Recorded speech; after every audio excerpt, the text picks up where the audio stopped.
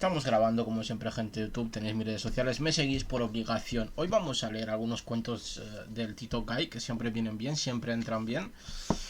Y vamos allá, aunque tampoco hay mucho más que contar. Vamos a ver qué nos cuenta este señor. Vamos a leer el cuento que se titula En el campo, que va dedicado a Octave Mirbeau.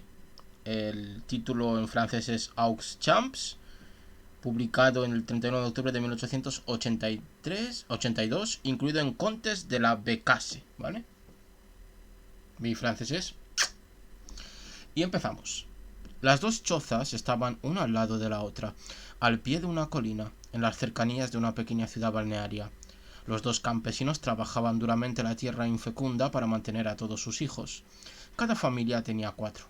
Delante de las dos puertas contiguas, toda aquella chiquillería era un hervidero de la mañana a la noche. Los dos mayores tenían 6 años y los más pequeños en torno a los 15 meses. Los matrimonios y luego los nacimientos se habían producido casi simultáneamente en ambas casas.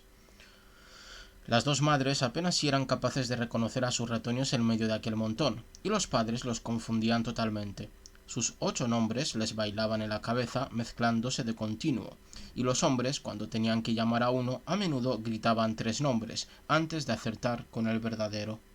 La primera de las dos casas, según se llegaba de la estación termal de Royal Port, estaba ocupada por los Tuvache, que tenían 3 hembras y un varón. En la otra cabaña vivían los Vaillín, con una hembra y 3 varones. Todos vivían a duras penas a base de sopas, patatas y aire libre. A las 7 de la mañana, luego al mediodía y seguidamente a las 6 de la tarde, las amas de casa reunían a sus hijos para darles de comer como los que crían ocas reúnen a sus aves. Los niños estaban sentados, por orden de edad, delante de la mesa de madera, lustrosa por 50 años de uso. El último chiquillo apenas llegaba con la boca a la altura de la mesa. Delante de cada uno de ellos se ponía una escudilla llena de pan remojado en agua en la que habían cocido las patatas, media col y 3 cebollas, y toda la fila comía hasta saciarse. La madre atiborraba por su cuenta al más pequeño. Un poco de carne de cocido los domingos era una fiesta para todos, y ese día el padre se quedaba más rato en la mesa repitiendo: firmaría por comer todos los días así. Una tarde de agosto, un carruaje ligero se detuvo bruscamente delante de las dos cabañas, y una joven, que conducía ella misma, le dijo al señor que iba sentado a su lado: «Oh, mira, Henry, ese montón de niños. Qué monada de criaturas revolcándose así en el polvo». El hombre no respondió, habituado a semejantes expresiones de admiración que para él eran un motivo de pesar y casi un reproche hacia él. La joven añadió: «Tengo que darles un beso. Ah, cómo me gustaría tener uno como ese, el más chiquitín». Y tras saltar del coche, corrió hacia los niños, cogió a uno de los 2 últimos, el de los Tuvache, y alzándolo en brazos, le besó efusivamente en sus sucias mejillas, en su rubio pelo rizado y pegoteado de tierra, en sus manitas que él agitaba para liberarse de aquellas fastidiosas caricias. Luego volvió a montar en su coche y partió al trote largo, pero a la semana siguiente volvió, se sentó en el suelo, cogió al chiquillo entre los brazos, lo atiborró de dulces y dio caramelos a todos los demás. Jugó con ellos como una chiquilla, mientras su marido esperaba pacientemente en su endeble coche. Volvió de nuevo, trabó conocimiento con los padres, luego vino todos los días, con los bolsillos llenos de dulces y de dinero. Se llamaba señora de Henry de Hubieres. Una mañana, recién llegado, su marido se apeó con ella, y sin pararse donde estaban los niños, que ahora ya lo conocían bien, entró en casa de los campesinos. Estos estaban cortando leña para cocer las sopas. Se enderezaron sorprendidos, les invitaron a sentarse y esperaron. Entonces la joven, con voz entrecortada y temblorosa, comenzó diciendo: «Buenas gentes, vengo a verles porque querría llevarme conmigo a su hijo más pequeño». Los campesinos, estupefactos y sin saber qué pensar, no respondieron. Ella recuperó el aliento y continuó: «No tenemos hijos, mi marido y yo estamos solos. Lo tendríamos con nosotros. ¿Quieren?». La campesina comenzaba a comprender. Preguntó: «¿Quieren quedarse con Charlotte?». «Ah, no, por supuesto que no». Entonces intervino el señor de Hubieres. «Mi mujer se ha explicado mal. Nosotros quisiéramos adoptarlo, pero vendría a verles. Si la cosa fuese bien, como todo hace suponer, será nuestro heredero. Si por casualidad tuviéramos hijos propios, compartiría igualmente la herencia con ellos, pero si no respondiera a nuestras atenciones, le entregaríamos, cuando fuera mayor, 20.000 francos, que serán inmediatamente depositados a su nombre ante un notario. Y como hemos pensado también en ustedes, tendrán hasta su muerte una renta de 100 francos mensuales. ¿Han comprendido lo que acabo de explicarles? El ama de casa se levantó hecha una furia. ¿Quieren ustedes que les vendamos a Charlotte? Ah, eso nunca. No son cosas que se piden a una madre. Ah, eso nunca. Sería algo indigno. El hombre no decía nada, serio y pensativo, pero daba su aprobación a su mujer con un continuo cabeceo. La señora de Hubieres, fuera de sí, se echó a llorar y, volviéndose hacia su marido, con voz sollozante, una voz de niña cuyos más mínimos deseos son siempre satisfechos, balbució: «¡No quieren, Henry! ¡No quieren!». Hicieron un último intento. Pero, amigos míos, piensen en el futuro de su hijo, en su felicidad, en... La campesina, exasperada, la interrumpió. Está todo visto, entendido y pensado. Lárguense y que no les volvamos a ver nunca más por aquí. Es intolerable que quieran llevarse a un niño así. Entonces la señora de Hubieres, al salir, se percató de que había dos pequeños, y preguntó lagrimeando con una tenacidad de mujer testaruda y mimada a quien no le gusta esperar nunca: «¿Pero el otro niño no es suyo?». Tuvache padre respondió: «No, es de los vecinos. Vayan si quieren a verles». Y regresó a casa, donde resonaba la voz indignada de su mujer. Los Ballín estaban en la mesa, comiendo lentamente rebanadas de pan en las que untaban un poco de manteca que cogían con la punta del cuchillo de un plato colocado entre ambos. El señor de Hubieres empezó de nuevo a hacer su propuesta, esta vez de modo más insinuante, con más precauciones oratorias, con más astucia. Los dos campesinos meneaban la cabeza en señal de rechazo, pero cuando supieron que recibirían 100 francos mensuales, se miraron indecisos, consultándose con la mirada. Se quedaron largo rato en silencio, torturados, dubitativos. Finalmente la mujer preguntó: «¿Qué dices tú a eso, marido mío?». Él manifestó con tono sentencioso: «No me parece que sea algo de despreciar». Entonces la señora de Hubieres, temblando de ansiedad, habló del futuro del pequeño, de su felicidad y de todo el dinero que podría darles a sus padres más tarde. El campesino preguntó: «¿Esta renta de 1.200 francos será escriturada ante notario?». El señor de Hubieres respondió: «Por supuesto, a partir de mañana mismo». El ama de casa, que estaba reflexionando, añadió: «100 francos mensuales no son suficientes para que nos desprendamos del pequeño. Dentro de unos años podrá trabajar. Tiene que ser 120 francos». La señora de Hubieres, que pataleaba de la impaciencia, se lo concedió al instante, y como quería llevarse al niño, dio 100 francos de gratificación mientras su marido preparaba el documento acreditativo.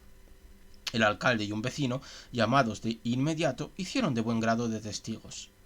Y la joven, exultante, se llevó al chiquillo que chillaba, como se lleva uno una figurita deseada de una tienda. Los Tuvache en su puerta les miraban partir, mudos, severos, lamentando tal vez su negativa. No se oyó hablar más del pequeño Jean Valjean. Todos los meses los padres recibían del notario los 120 francos, y estaban disgustados con sus vecinos porque la madre Tuvache les cubría de improperios, repitiendo sin cesar de puerta a puerta que había que ser un desnaturalizado para vender a su hijo, que era un horror, una asquerosidad, un acto de corrupción. A veces tomaba en sus brazos con ostentación a su Charlotte, gritándole como si hubiera podido comprenderla: «Yo no te he vendido, pequeño mío. Yo no soy de esas que venden hijos. No soy rica, pero no por eso vendo a mis hijos». Voy a poner un poquito el aire porque wow. Durante años y años, cada día fue así. Cada día groseras alusiones que eran vociferadas delante de la puerta para que así entraran en la casa vecina. La madre de los Tuvache había terminado por creerse superior a todas las madres de la región porque no había vendido a Charlotte. Quien hablaba de ella decía: «Sin duda habría sido una tentación para cualquiera, pero a pesar de ello se ha comportado como una buena madre». La citaban a menudo como un ejemplo, y Charlotte, que iba a cumplir ya los 18 años, criado en esta idea que le repetían sin descanso, se creía él mismo superior a sus compañeros porque no había sido vendido. Los Ballín iban tirando sin estrecheces gracias a la pensión. Tal era la razón de la implacable rabia de los Tuvache, que se habían quedado en la miseria. Su hijo mayor sentó plaza de soldado, el segundo murió, y Charlot se quedó solo para ayudar a su viejo padre a dar de comer a la madre y a las dos hermanas menores que tenía. Contaba 21 años cuando una mañana un espléndido coche se detuvo delante de las dos cabañas. Un joven señor, con una bonita cadena de reloj de oro, bajó dando la mano a una señora mayor de cabellos blancos. Esta le dijo: «Esa es, hijo mío, la segunda casa». Él entró en la casucha de los Ballín como si hubieran sido su casa. La anciana madre estaba lavando unos delantales. El padre, valetudinario, dormitaba junto al hogar. Los dos levantaron la cabeza mientras el joven decía: «Buenos días, papá». «Buenos días, mamá». Los dos se pusieron en pie trastornados. A la campesina, emocionada, se le cayó el jabón dentro del agua y balbució: «¿Eres tú, hijo mío? ¿Eres tú, hijo mío?». Él la estrechó entre sus brazos y la besó, repitiendo: «Buenos días, mamá». Y mientras tanto el viejo, tembloroso, decía con el tono sereno que siempre tenía: «¿Así que has vuelto, Jean?», como si lo hubiera visto el mes anterior. Dicho esto, los padres quisieron salir enseguida para que todo el pueblo viera a su hijo. Le llevaron a casa del alcalde, del vicealcalde, del párroco, del maestro. Charlot, de pie en el umbral de su choza, le miraba pasar. Por la noche, a la hora de la cena, dijo a sus ancianos padres: «Hay que haber sido estúpidos para dejar que se llevaran al hijo de los Ballín». Su madre respondió obstinada: «No querríamos vender a nuestro hijo». El padre callaba. «Es una desgracia haber sido sacrificado de ese modo». Entonces Tubache, padre, dijo con tono colérico: «¿Acaso pretendes reprocharnos el haberte mantenido a nuestro lado?». El joven respondió brutalmente: «Sí, os lo reprocho, no valéis para nada. Padres como vosotros son la desgracia de los hijos. Os mereceríais que me fuese». La anciana mujer lloraba sobre su plato. Gimió mientras seguía tragando cucharadas de sopa, derramando la mitad. «Y una se mata para sacar adelante a los hijos». El joven dijo con aspereza: «Para lo que soy, más habría valido no haber nacido. Apenas he visto a ese otro, me ha hervido la sangre y he pensado: y ahora yo sería así». Se levantó. «Oídme. Pienso que lo mejor que podría hacer es no quedarme aquí, porque os lo reprocharía de la mañana a la noche y os haría la vida imposible. Porque, oídme bien, no podré perdonároslo nunca». Los dos viejos no decían nada, atemorizados y llorosos. Él continuó: «No, sería demasiado duro, con este pensamiento en la cabeza. Mejor será que me vaya en busca de fortuna a cualquier otra parte». Abrió la puerta. Entró un ruido de voces. Los Ballín estaban agasajando a su hijo que había vuelto.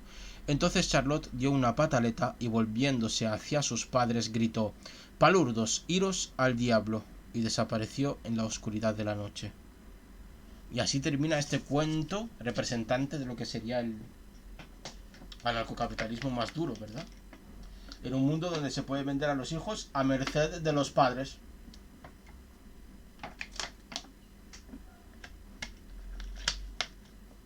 Y vemos que realmente la toma de decisiones, no, realmente se ve la envidia nuestros actos realmente no los ¿cómo decirlo así? No los pensamos como buenos o malos hasta que no vemos el resultado, ¿no? Hasta que no vemos en cuáles han sido las consecuencias de haber realizado ese acto, ¿no? Vemos como el joven Charlot realmente no se da cuenta de las consecuencias de la decisión que tomaron sus padres hasta que no ve el resultado de esa decisión en el hijo de los Ballín, ¿no? Muy interesante, realmente. Vamos a seguir, después de haber tomado un trago de agua,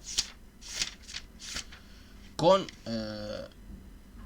el cuento que se titula... Es que hace mucho calor, que se titula El Testamento, que en francés es Le Testament. Se publicó el 7 de noviembre de 1882, incluido en los Contes de la Bécasse. Yo conocía a aquel grandullón que se llamaba René de Bourneval. Era persona de trato amable, aunque un poco tristón, parecía de vuelta de todo, muy escéptico, de un escepticismo riguroso y mordaz, especialmente hábil en desmontar con una palabra las hipocresías mundanas. Repetía a menudo: «No existen personas honestas», o «si existen es comparadas con los facinerosos». Tenía 2 hermanos, los señores de Curcils, con los que no se trataba. Yo creía que era hijo de otro matrimonio, dado que sus apellidos eran distintos. Me habían comentado en varias ocasiones que había ocurrido una extraña historia en esa familia, pero sin entrar en detalles.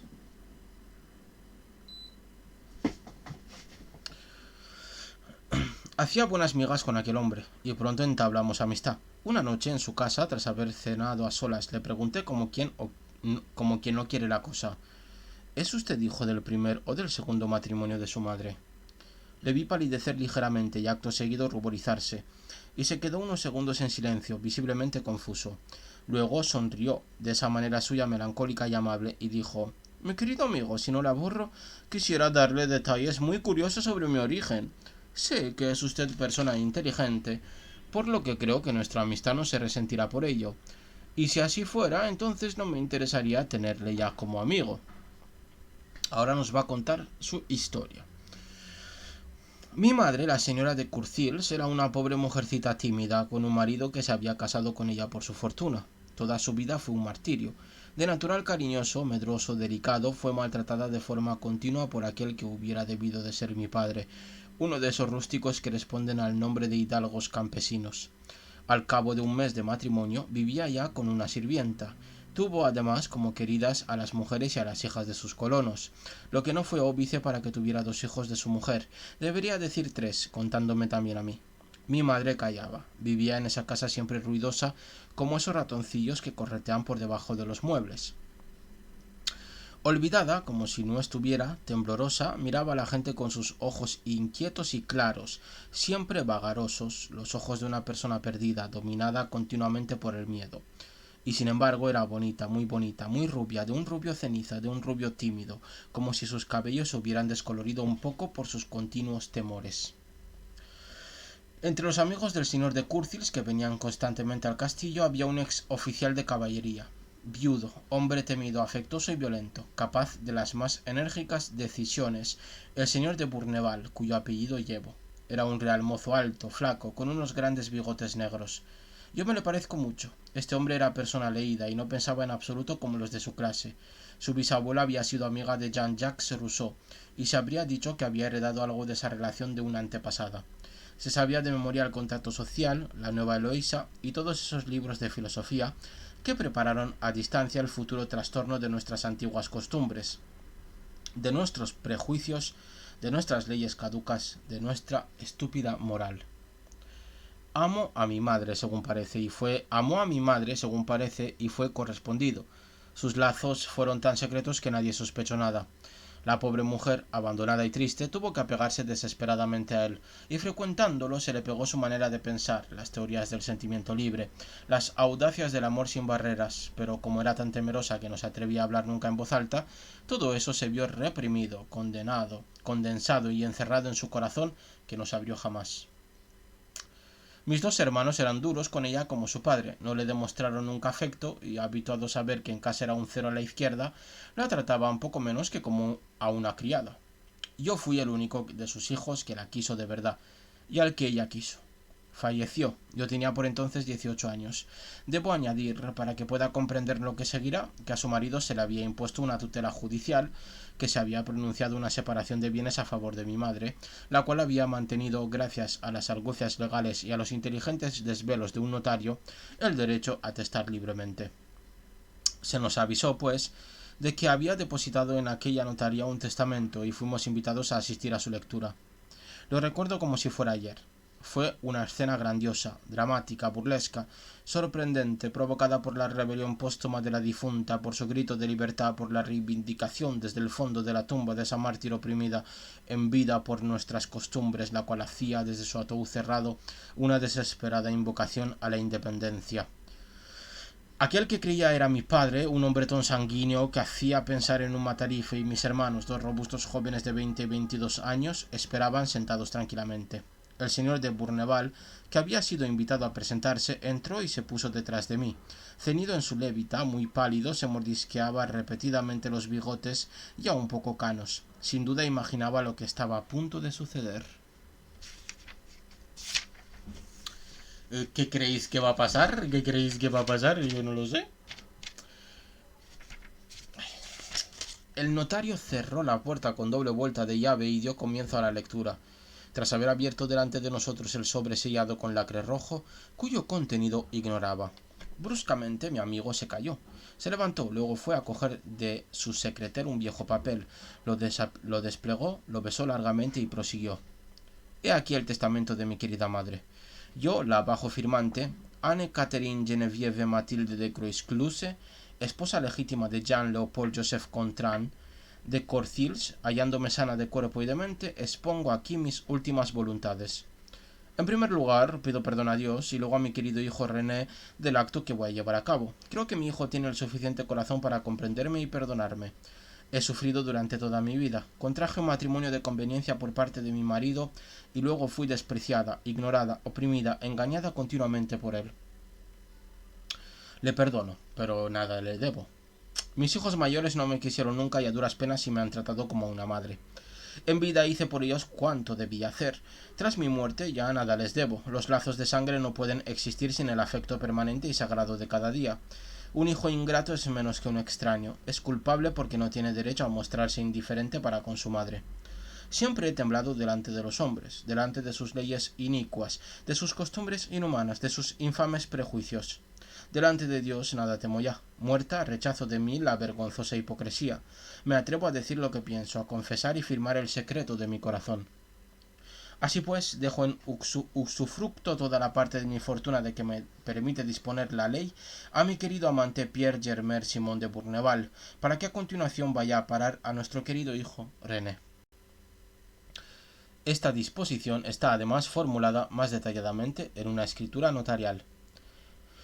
Delante del juez supremo que me está escuchando afirmo que habría maldecido al cielo y la vida de no haber contado con el amor profundo, devoto, tierno, inquebrantable de mi amante, de no haber comprendido en sus brazos que el Creador hizo a los seres humanos para amarse, prestarse apoyo, consolarse y llorar juntos en las horas de aflicción.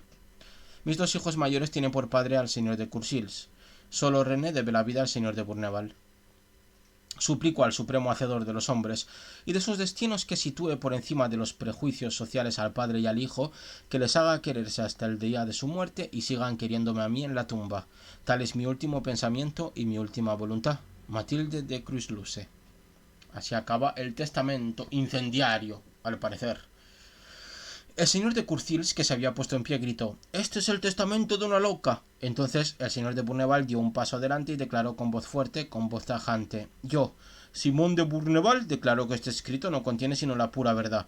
Estoy dispuesto a defenderlo delante de quien sea y a probarlo incluso con las cartas que obran en mi poder». Entonces el señor de Courcils se fue directo hacia él. Creí que iban a tener una agarrada. Se plantaron cara temblando, altos los dos, el uno gordo, el otro flaco. El marido de mi madre articuló balbuceando: «Es usted un miserable». El otro replicó con el mismo tono enérgico y seco: «Nos veremos las caras en otra parte, caballero. Hace tiempo que le habría abofeteado y provocado, si no me hubiera importado ante todo, mientras vivió, la tranquilidad de la pobre mujer a la que usted tanto hizo sufrir». Luego se volvió hacia mí. «¿Es usted mi hijo? ¿Quiere venir conmigo? No tengo derecho a llevármelo, pero le aceptaré si usted quiere venir conmigo». Le di un apretón de mano sin responder y salimos juntos. Ciertamente yo estaba medio enloquecido. 2 días después el señor de Bourneval mataba en duro al señor de Courcils. Mis hermanos, por temor a un terrible escándalo, guardaron silencio. Les cedí y ellos lo aceptaron. La mitad del patrimonio dejado por mi madre. Tomé el apellido de mi verdadero padre, renunciando al que me atribuía la ley y que no era el mío. El señor de Bourneval murió hace 5 años. Todavía no me he consolado de su pérdida.